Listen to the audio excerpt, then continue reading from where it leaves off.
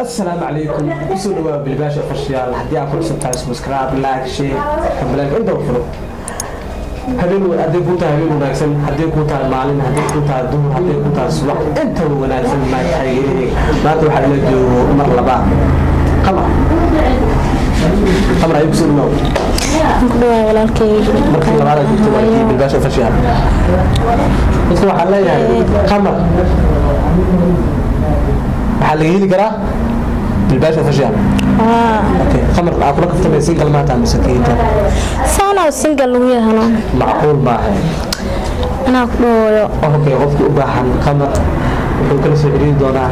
bilbaasha official hoos waxaan ugu qori doonaa lambarka liis waxaa la yaabaa u baahan tahay xawilwani bilbaasha official soo qabto okay qamar maxaa jecesha adiga inaan qabto jilaay fanaan inaan noqdaan rabaa jilaay inkastoo ka helin nimada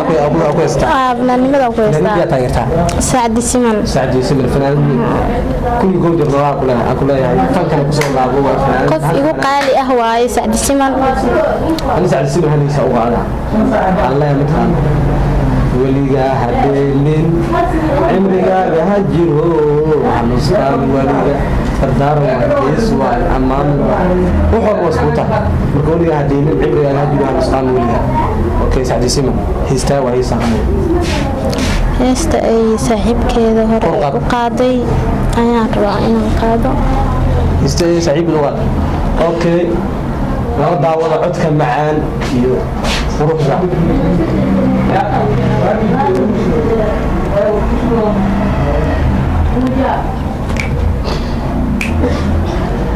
كله فيها نوع اوكي اسعد وصلت لك موسيقى دي بيسوي ايه صوت صوت سيدا اديك كاديك انا يدتيو وانيغا لدوتي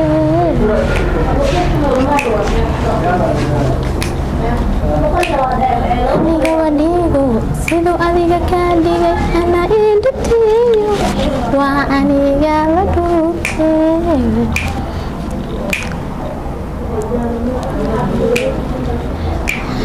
dhalal rogo dhanka faarkaan inuu dhigay jacaylkan isdhafsano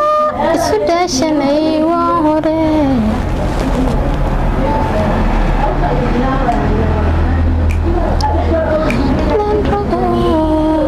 dhanka faarkaan igu dhiday jacaylkan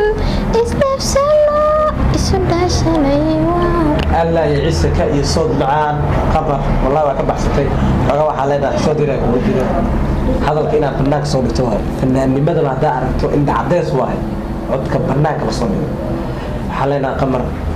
kulanka dambe kulanka dambe waxaa laga rabaa anigoo firfircoosan aan xishood iyo waxba jirin oo kala kacsan nala suga waxaa leena dadka qiimeeyo fanaanimadana qamar hala qiimeeyo fanaanad ma noqon kartaa mise ma noqon karto commentiga adigaa liidee qiimeynta adigaa liidee intaad dib isku soo laaban doono waa sidaa iyo la socod wanaagsan bye